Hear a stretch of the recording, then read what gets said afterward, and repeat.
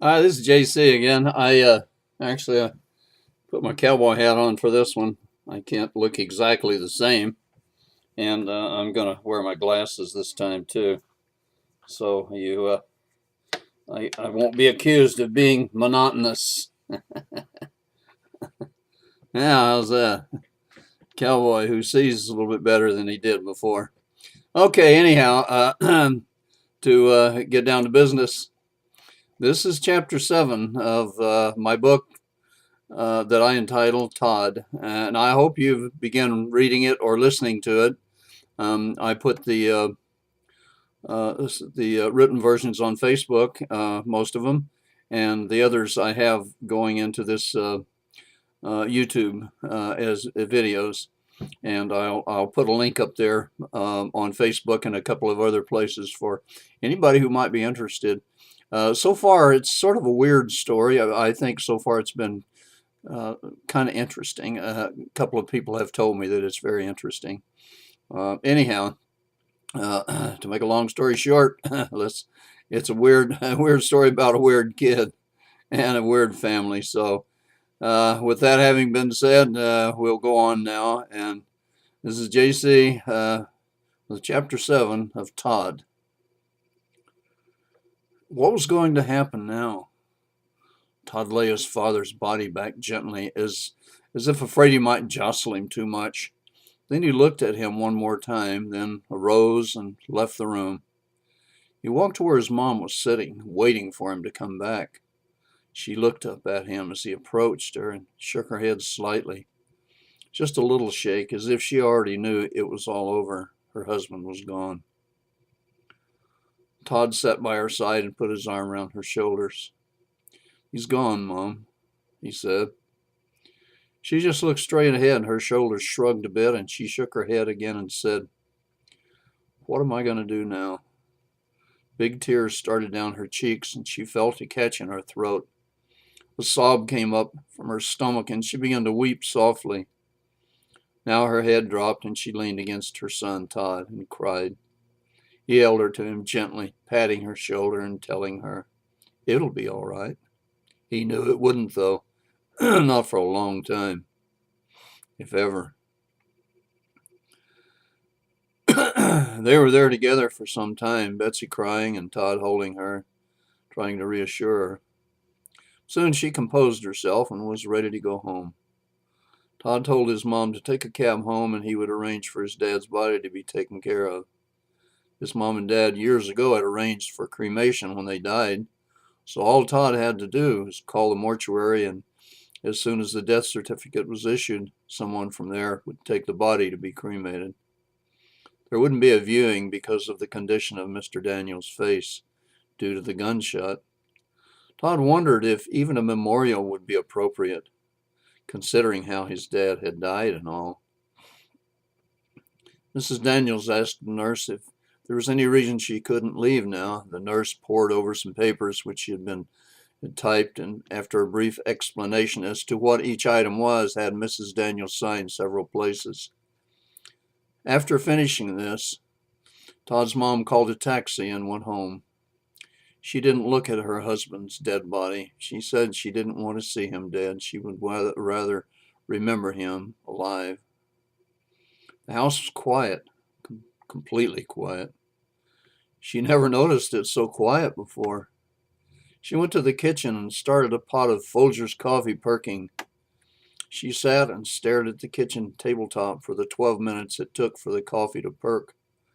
Then, as was her ritual, she stared at the tabletop for 2 more minutes so the coffee would have time to finish running through the grounds container and be exactly the right strength to drink.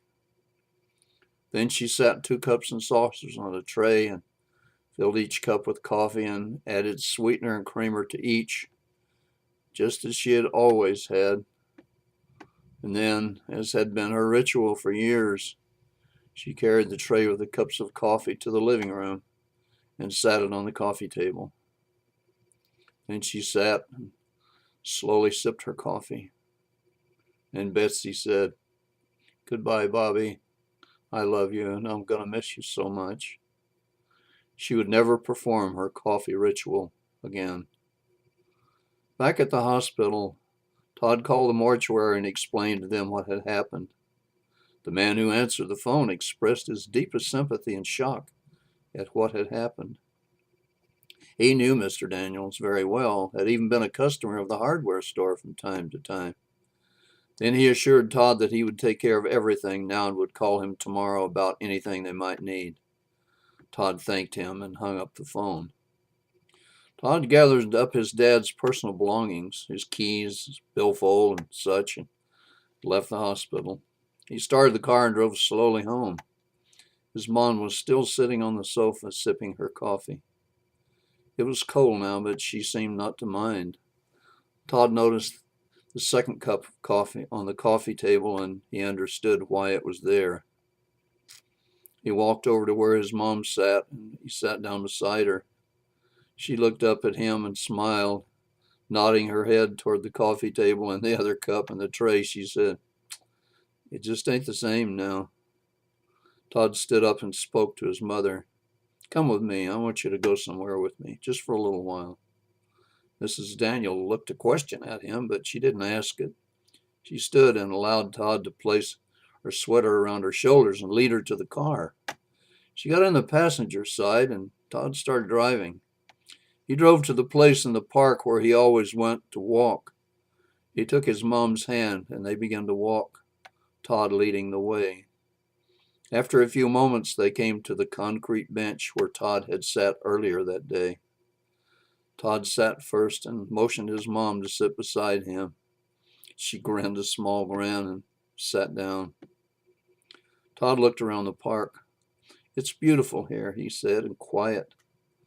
Sometimes I come here when something is bothering me and I'm not sure what to do about it." He noticed his mom glance at him, and when he said that, and he added with a grin, "Yeah, even I have problems sometimes that I can't understand very well. Sometimes just sitting on this cold park bench helps me find an answer. It puts a new perspective on things." He considered telling her about his new friend, Les, but decided this might not be a good time. Not yet. He knew Les would expect him to call tomorrow, but that could wait.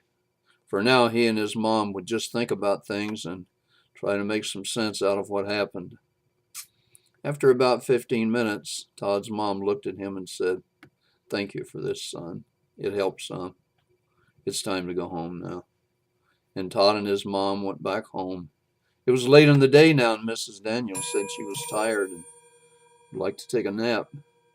Todd thought that was a good idea. "Mom," Todd said, "I know this is a terrible thing, and you feel very bad and helpless. I feel the same way. Dad's last words to me were to give you a hug and a kiss, but just before he said that, he told me to be careful and not let anything take me over and maybe cause me to do something bad like he did. Mom, we have to go on now. Do you understand what I'm saying to you?" And Betsy smiled at her son and said, "Yes, I do understand, son. Don't worry. I won't do anything crazy." She walked over him and kissed his cheek and said, "It's nap time." Now, this is the end of chapter 7 of my new book I call Todd. This is JC. Thank you very much.